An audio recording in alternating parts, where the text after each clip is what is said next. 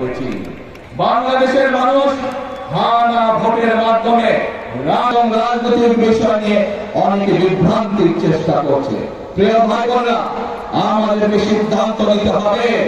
যারা স্বৈরাচার পালিয়ে যাওয়ার সাথে সাথে বলে আমরা ক্ষমা করে দিলাম, যারা স্বৈরাচারের সাথে গিয়ে গোপনে ঢাকা থেকে ঢাকার বাইরে গিয়ে মিটিং করে তারা জনগণের কথা বলছে, নাকি যারা জনগণের জন্য ফ্যামিলি কার্ডের ব্যবস্থা করতে চায়, যারা কৃষকের জন্য কৃষক কার্ডের ব্যবস্থা করতে চায়, যারা বেকার যুবকদের জন্য কর্মসংস্থানের ব্যবস্থা করতে চায়, সেই বিষয়গুলো আপনাদের কাছে জরুরি নাকি বিভ্রান্তিটা আপনাদের কাছে জরুরি?